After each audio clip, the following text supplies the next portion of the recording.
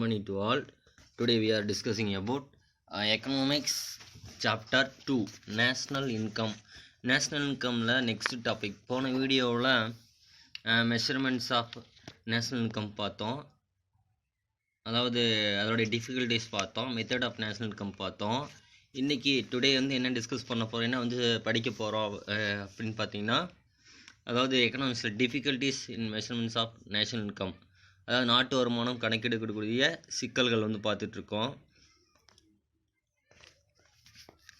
இதில் வந்து பார்த்திங்கன்னா அன்பெய்டு சர்வீஸ் பார்த்தோம்.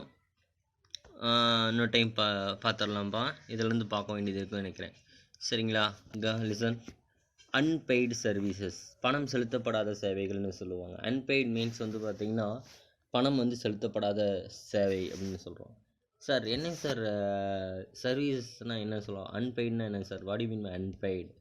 அதாவது நாட் ஸ்பென்ட்டுன்னு நம்ம சொல்லுவோம், பணத்தை வந்து நம்ம செலவு பண்ணாத சர்வீசஸ், துறைகள், சேவைகள்னு சொல்லுவோம். இப்போ எக்ஸாம்பிள் வந்து பார்த்திங்கன்னா, housewife renders a number of useful service like preparation of meals அப்படின்னு சொல்லுவாங்க. அன்பெய்டுனா பணம் செலுத்தப்படுறதில்ல. அப்போ யூஸ்ஃபுல் சர்வீசஸ், யூஸ்ஃபுல் மீன்ஸ் வந்து பார்த்தோன்னா முக்கியமானது, அதாவது யூஸ்ஃபுல் மீன்ஸ் ரொம்ப இம்பார்ட்டன்ட்னு சொல்லலாம், முக்கியமான தேவைகள்னு சொல்லலாம். இப்போ ரொம்ப ஹங்க்ரியாக இருக்குது, ரொம்ப ஹங்க்ரியாக மீன்ஸ் பசிக்குது எனக்கு. அப்போ நம்ம என்ன பண்ணுறோம், ஃபுட்டு வந்து நம்ம ஈட் பண்ணி தான் ஆகணும். அதுக்கு என்ன பண்ணணும், லைக் ப்ரிப்ரேஷன் ஆஃப் மீல்ஸ், உணவு வந்து நம்ம ப்ரிப்பேர் பண்ணணும் ஃபுட்டை. அப்போ அந்த ஃபுட்டை ப்ரிப்பேர் பண்ணால் தான் நம்மளால் ஈட் பண்ண முடியும்.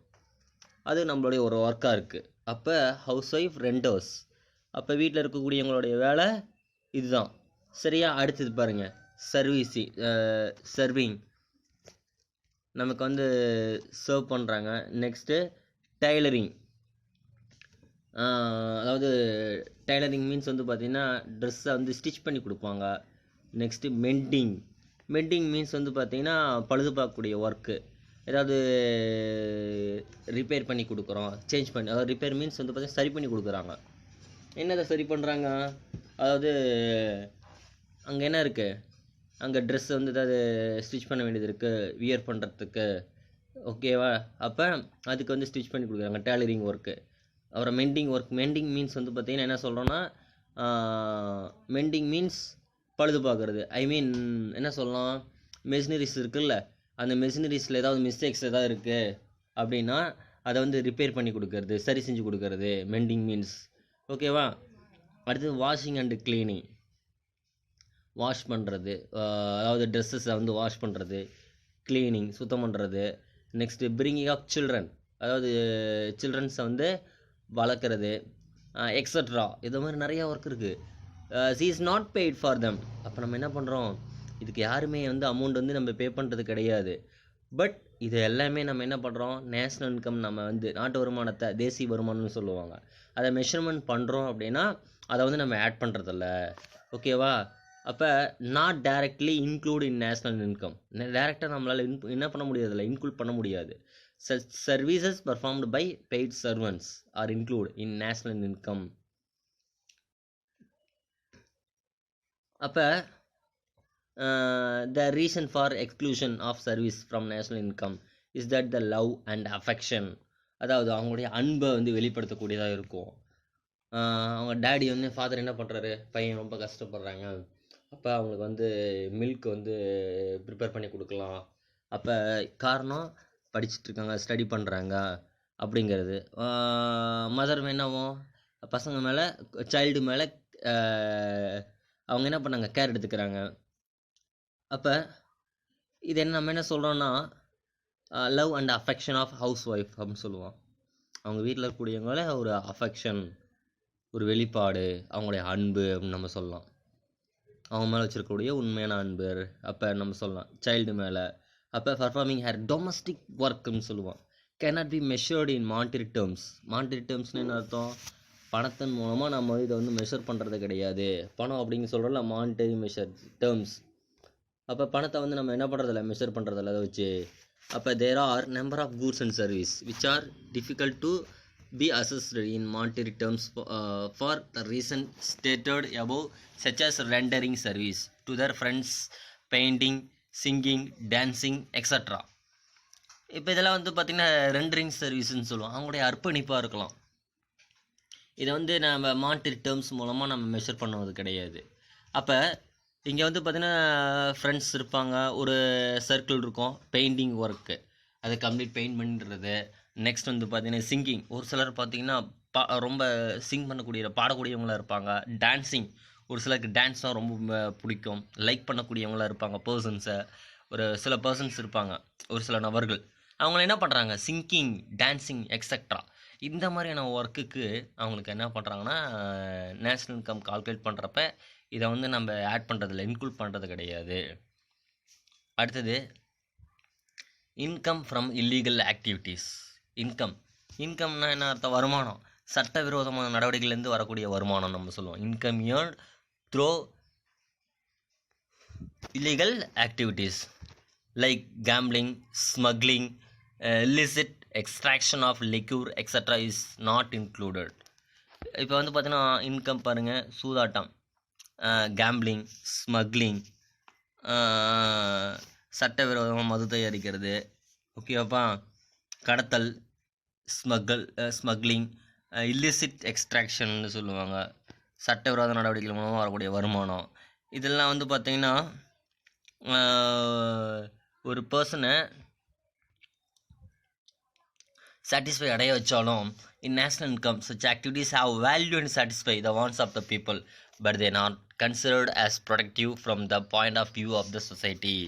ஒரு சமுதாயத்தில் வந்து இதெல்லாம் ஏற்றுக்கிறது கிடையாது, நேஷ்னல் இன்கம் நம்ம கால்குலேட் பண்ணுறதில்ல, ஓகேவா. அப்போ இதை வந்து நம்ம ஏற்றுக்கிறது கிடையாது. நெக்ஸ்ட்டு பாருங்கள், production for self consumption and changing prices. அது ப்ரொடக்ஷன் ஃபார் செல்ஃப் கன்சப்ஷன் சொல்லுவாங்க, அண்ட் சேஞ்சிங் ப்ரைஸஸ். ஒரு சுய நுகர்வுக்காக உற்பத்தி செய்கிறது, என்னுடைய செல்ஃப் கன்சம்ஷன், நான் கன்சம்ஷன் பண்ணணும், செல்ஃபாக நானே ப்ரொடக்ஷன் பண்ணுறது, அப்போ அதுக்கு வந்து ஒரு ப்ரைஸ் வந்து சேஞ்ச் பண்ணுறது, சரியா. Farmers keep a large portion of food and other goods produced on the farm for self கன்சம்ஷன்னு சொல்லுவாங்க. செல்ஃப் கன்சம்ஷன் மீன்ஸ் வந்து பார்த்திங்கன்னா தன்னுடைய நுகர்வுக்காக எனக்கு வந்து நான் கன்சம்ஷன் பண்ணோம், ஒரு பகுதியை வந்து ஒரு பார்ட் ஆஃப் என்ன பண்ணுறேன் நான் ஒதுக்கி வைக்கிறேன், சரியா. அப்போ மார்க்கெட்டில், சந்தையில் என்ன பண்ணால் விற்பனை செய்யாமல், மார்க்கெட்டில் வந்து நான் சேல் பண்ணாமல் அதை நான் என்ன பண்ணுறேன், ஒரு பார்ட் ஆஃப் ப்ரொடக்ஷனை நான் வச்சுருக்கேன். அதை வந்து நேஷ்னல் இன்கம் கால்குலேட் பண்ண முடியுது, சேர்க்காமல் இருக்கிறதுனால இங்கே வந்து ப்ராப்ளம்ஸ் இருக்குது அப்படின்னு சொல்கிறாங்க. சேர்க்கப்பட்டதா இப்போ வந்து சப்போஸ் என்னன்னு கேட்டிங்கன்னா, problem is whether the part of the produce which is not sold in the market can be included in national income or not. அப்போ இது என்ன பண்ணுறோம், அப்போ அங்கே ஒரு ப்ராப்ளம் இருக்குது. என்ன ப்ராப்ளம் அப்படின்னு கேட்டிங்கன்னா, அங்கே ஒரு பாட் வந்து சந்தையில் விற்பனையில் செய்யாமல் ஒரு பாட் வந்து ஒதுக்கி வச்சுருக்காங்க அப்படின்னா, சோல்டு பண்ணாமல், நாட் சோல்டு இன் த மார்க்கெட்னு சொல்லுவாங்க. அப்போ பார்ட் ஆஃப் த ப்ரொடியூஸ் அப்படின்னு நம்ம சொல்கிறோம். அதை நான் என்ன பண்ணுறோம், அப்போ அங்கே வந்து ஆட் பண்ணியிருக்காங்களா இல்லையா, அப்போ என்ன பண்ணுறோம், நேஷ்னல் இன்கமில் வந்து நம்ம கண்டுபிடிக்கிறோம் அப்படின்னா கொஞ்சம் சிக்கலாக இருக்குது, டிஃபிகல்ட்டிஸ் இருக்குதுன்னு சொல்கிறாங்க. அப்போ national income by product method is measured by the value of final goods and service at current price marketed அப்படின்னு சொல்லுவாங்க. மார்க்கெட் ப்ரைஸஸ், அதாவது உற்பத்தி முறையில் நம்ம என்ன பண்ணோம்னா கரண்ட் மார்க்கெட் ப்ரைஸஸில் ஃபைனல் குட்ஸ், ஒரு பொருளை வந்து நம்ம முடிவடைந்த பொருட்கள்னு சொல்லுவாங்க, ஃபினிஷ்டு ப்ராடக்ட்னு சொல்லுவோம், அதோடைய மதிப்பை வந்து நம்ம அளவிடுறோம். ஆனால் வந்து பார்த்திங்கன்னா அங்கே but prices do not remain stable, அங்கே வந்து விலையை பொறுத்த வரைக்கும் எப்பயுமே நிலையானதாக இருக்காது, ஸ்டேபிளாக இருக்குது, ஒரே மாதிரி இருக்காது. அப்போ இது இந்த தே ரைஸ் ஆர் ஃபால், அப்போ என்ன ஆகும், அந்த இடத்துல விலை வந்து ஏறுற மாதிரி இருக்கும், இல்லை ஃபால் ஆகிறதுக்கான வாய்ப்புகள், சான்சஸ் இருக்குது மேபி. பட் அப்போ நம்ம என்ன பண்ணுறோம் அந்த டைமில், அப்போ to solve the problem, this problem, அப்போ என்ன பண்ணுறோம், அந்த இடத்துல ஒரு பிரச்சனையை வந்து நம்ம தீர்வு காணணும். அதுக்கு என்ன பண்ணுறாங்கன்னா, economics to calculate the real national income at a constant price level by the consumer price index. அப்போ அந்த இடத்துல என்ன பண்ணுறாங்க, நுகர்வோருடைய விலை குறியீட்டை பயன்படுத்துகிறாங்க அந்த இடத்துல, சரியா. அப்போ கன்சூமருடைய என்ன பண்ணுறாங்க, ப்ரைஸ் இண்டெக்ஸை வந்து கண்டுபிடிக்கிறாங்க, அதை பயன்படுத்தி யூட்டிலைஸ் பண்ணிக்கிறாங்க. அப்போ யூட்டிலைஸ் பண்ணிட்டு என்ன பண்ணுறாங்க, யூட்டிலைஸ் பண்ணிவிட்டு நேஷ்னல் இன்கமில் வந்து இப்போ என்ன பண்ணுறாங்க, அதாவது கான்ஸ்டன்ட் ப்ரைஸ் லெவலில் வந்து நேஷ்னல் இன்கமில் வந்து என்ன பண்ணுறாங்க, கால்குலேட் பண்ணுறாங்க. ஓகேவா? Are you understand? Yes or no? Yes. Okay, good. Next capital gains. அடுத்தது மூலதன லாபம். The problem also arises with regard to capital gain. Capital gain arises when a capital asset such as house, other property, stocks or share etc. is sold at higher price than was paid for it at the time of purchase ன்னு சொல்லுவாங்க. அப்போ ஒரு சொத்துக்கள், அதாவது என்ன பண்ணுவாங்கன்னா capital அசட்ஸ்ன்னு சொல்லுவோம். ஹவுஸாக இருக்கலாம், இல்லை ப்ராப்பர்ட்டியாக இருக்கலாம், ஸ்டாக்காக இருக்கலாம், ஷேராக இருக்கலாம். நான் வாங்கியிருக்கிறேன், இப்போ என்ன பண்ணுறேன், அதை சேல் பண்ணுறேன். இப்போ நான் சோல்டு பண்ணுறேன் அப்படின்னா எனக்கு லாபம், ஹையர் ப்ரைஸஸ், விலை அதிகமாக வச்சு நான் விற்கிறேன். இப்போ நான் ஒரு ஷேர் வாங்குகிறேன் அப்படின்னா ஒரு ஷேரோட வேல்யூ 10 ரூபீஸாக இருக்கலாம். இப்போ அதோடைய விலை வந்து 50 ரூபீஸாக இருக்குது, இன்க்ரீஸ் ஆகிருக்கு அதோடைய ப்ரைஸ். அப்படிங்கிறப்ப அதை சோல்டு பண்ணால் எனக்கு வந்து லாபம் கிடைக்குது. அப்போ எனக்கு ஒரு கெயின், அதுதான் கேபிட்டல் கெயின்னு சொல்லுவாங்க. இதை வந்து நம்ம என்ன பண்ணுறோம், capital gain R excluded from national income. இதை வந்து நம்ம என்ன பண்ணுறதில்ல, நேஷ்னல் இன்கம் கால்குலேட் பண்ணுறதில்ல, இது சேர்க்கறது கிடையாது. அப்புறம் ஸ்டாட்டிஸ்டிக்கல் ப்ராப்ளம்னு சொல்லுவாங்க. புள்ளி விவரத்தில் வந்து சிக்கல்கள் வந்து ஏற்படுது. There are statistical problem too அப்படின்னு சொல்கிறோம். There are statistical problem too means என்ன சொல்கிறாங்க, அந்த புள்ளி விவரம் சேகரிக்கிறதுல பலவிதமான பிரச்சனைகள் இருக்குது அப்படின்னு சொல்கிறாங்க. அப்போ great care is required to avoid double counting. First நம்ம என்ன பண்ணணும்னா டபுள் கவுண்டிங் அப்படின்னு ஒரு விஷயம் இருக்குது, இருமுறை கணக்குன்னு சொல்லுவாங்க. அது என்ன டபுள் கவுண்டிங் மீன்ஸ் என்னன்னு சொல்லுவாப்பா, 2 பிளேசஸில் வந்து ப்ரைஸை வந்து டிட்டர்மைன் பண்ணுவோம், தீர்மானிப்பாங்க. எப்படின்னு கேட்டிங்கன்னா, இப்போ எக்ஸாம்பிள் என்ன சொல்லலாம், டயர் இண்டஸ்ட்ரீஸ் இருக்குது, கார் இண்டஸ்ட்ரீஸ் இருக்குது. டயர் இண்டஸ்ட்ரீஸ்னால் என்ன பண்ணுவாங்க, டயர் ப்ரொடியூஸ் பண்ணுற இடத்துல அந்த ஒரு இண்டஸ்ட்ரி இருக்குது, தொழிற்சாலை. அப்போ வீக்கிளுக்கு டயர் இம்பார்ட்டன்ட்.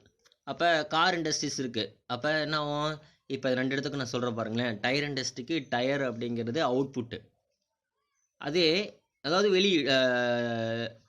வெளியீடுன்னு சொல்லுவாங்க. ஓகேவா? ஃபினிஷ்டு ப்ராடக்டாக டயர் வந்துடும், அது அவனுக்கு கிடச்சிரும். அங்கே ஒரு ப்ரைஸ் வந்து ஃபிக்ஸ் பண்ணுறான், விலையை வந்து தீர்மானிக்கிறாங்க. நெக்ஸ்ட்டு கார் இண்டஸ்ட்ரி இருக்குது. கார் இண்டஸ்ட்ரியில் வந்து பார்த்திங்கன்னா என்ன இருக்குது, கார் மீன்ஸ் வந்து பார்த்திங்கன்னா என்ன சொல்லுவோம், வாகன தொழிற்சாலை. கார் இண்டஸ்ட்ரிக்கு வந்து டயர் அப்படிங்கிறது இன்புட்டு, உள்ளீட்டு பொருள். அப்போ இங்கே என்ன பண்ணுறாங்கன்னா, கார் இண்டஸ்ட்ரியில் காருக்கு அங்கே ஒரு ப்ரைஸை ஃபிக்ஸ் பண்ணுறாங்க, இங்கே ஒரு ப்ரைஸை டயர் இண்டஸ்ட்ரியில் ஃபிக்ஸ் பண்ணுறாங்க. அப்போ இதை தான் டபுள் கவுண்டிங்னு சொல்லுவோம், இருமுறை கணக்கீடு. இங்கே ஒரு விலையை வந்து அதாவது கார் இண்டஸ்ட்ரியில் ஒரு விலையும் டயர் இண்டஸ்ட்ரியில் ஒரு விலையும். அப்போ இதனால் நிறையா ப்ராப்ளம்ஸ் இருக்குது. சரியா? Statistical data may not be perfectly reliable when they are complied from numerous sources அப்படின்னு சொல்கிறாங்க. இங்கே என்ன ஆகுது அப்படின்னு கேட்டிங்கன்னா, ஒரு திறன் குறைவாக இருக்கும், நம்பகத்தன்மை இருக்காது, அப்போ ஸ்கில் அண்ட் எஃபிஷியன்சி இருக்காது. அது statistical staff and cooperation of the people at large are also. இங்கே என்ன அப்படின்னு கேட்டிங்கன்னா, ஒரு பிரச்சனை அப்படின்னு கேட்டிங்கன்னா, நிறைய ப்ராப்ளம் இருக்குது. திறன் குறைவாக, எஃபிஷியன்சி அந்த பர்சன்ஸ் இருக்க மாட்டாங்க, ஸ்கில் இருக்காது, அப்புறம் அவங்களுடைய அர்ப்பணிப்பு இருக்காது. சரியா? இந்த மாதிரியான ப்ராப்ளம் இருக்குது. கோஆப்ரேஷன்ஸ் இருக்காது. ஓகேவா? இப்போ equal important is estimating national income.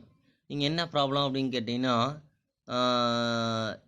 அப்போ எஸ்டிமேட் பண்ணுறப்ப ஈக்குவல் இம்பார்ட்டன்ட் நம்ம கொடுக்குறோம். அங்கே வந்து பாருங்கள், the following are the some of the statistical problem. இங்கே வந்து என்ன பிரச்சனைகள் தரக்கூடியதாக இருக்குது. Accurate and reliable data are not adequate as farm output in the subsistence sector is not completely informed. அப்போ விவசாயத்துறையில் வந்து உற்பத்தி அளவு வந்து நம்ம கணக்கிறது சிரமமாக இருக்குது. அப்புறம் என்ன வந்து பார்த்திங்கன்னா, animal husbandry there are is no authentic production data available. கரெக்டாக வந்து நமக்கு டேட்டா வந்து கரெக்டாக கிடைக்காது, இது ஒரு ப்ராப்ளமாக இருக்குது அப்படின்னு நம்ம சொல்கிறோம். Next different languages, customs extra also create problems இன் கம்ப்யூட்டிங் எஸ்டிமேட்ஸ். பல்வேறு மொழி வந்து கலாச்சாரம், இந்த கல்ச்சர்ஸ், டிஃப்ரெண்ட் லாங்குவேஜஸ், கஸ்டம்ஸு, இந்த மாதிரி ப்ராப்ளம் வந்து க்ரியேட் ஆகக்கூடியதாக இருக்குது.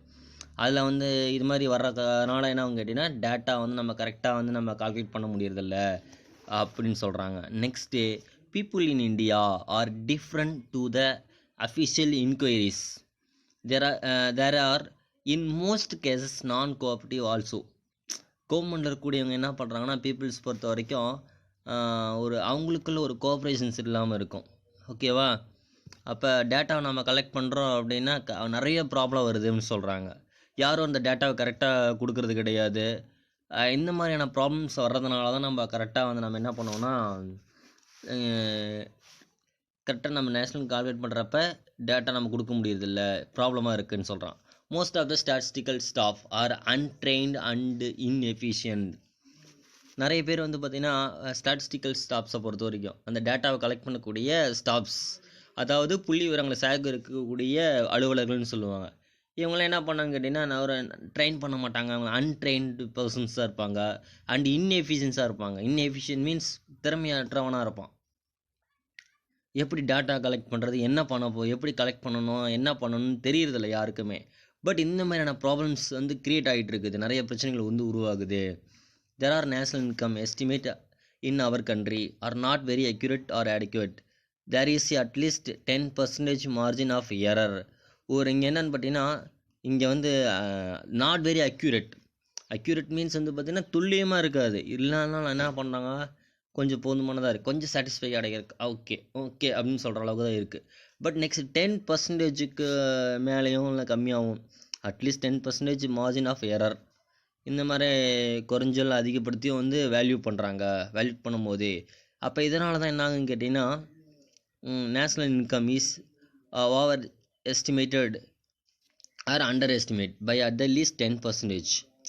அப்போ ஒரு 10% என்ன பண்ணுறான், அதிகமாக இல்லை கம்மியாக வந்து கால்குலேட் பண்ணுறாங்க. பாருங்கள், that is why the GDP estimate for India varies from $2 trillion to $5 trillion.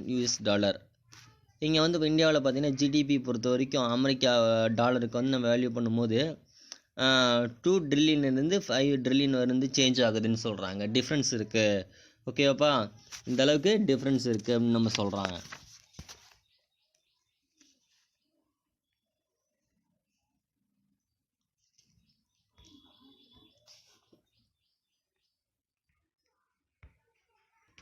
Next topic பாருங்கள், national income and social accounting.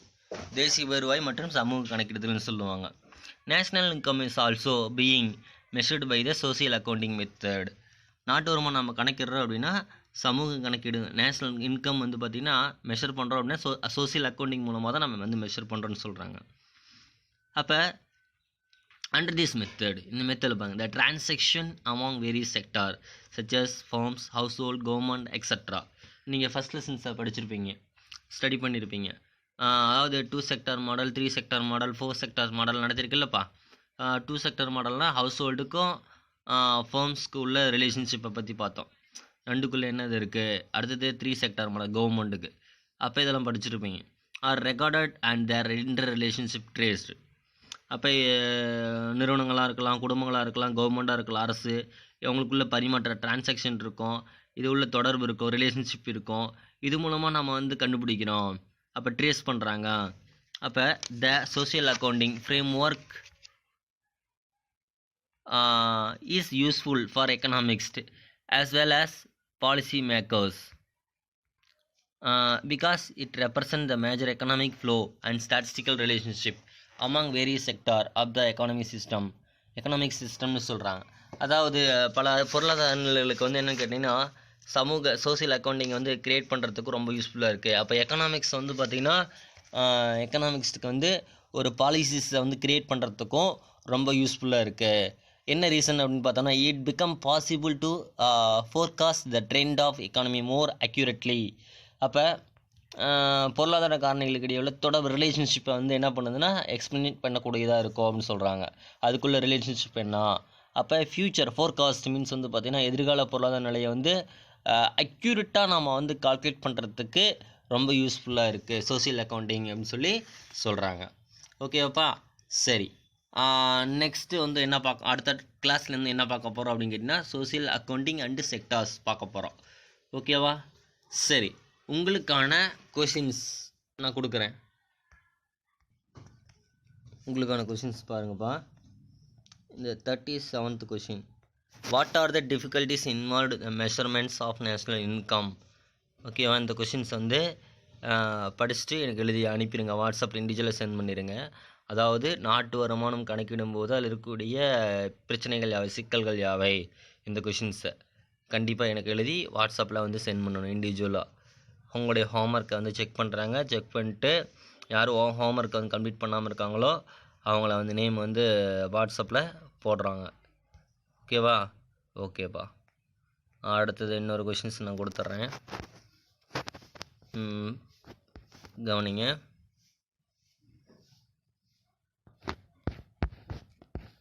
Two mark question. Why is self consumption difficult measuring national income? அதாவது தேசிய வருமான கணக்கீட்டில் வந்து சுயநுகர்வு வந்து எவ்வாறு சிரமத்தை வந்து கொடுக்கக்கூடியதாக இருக்குது.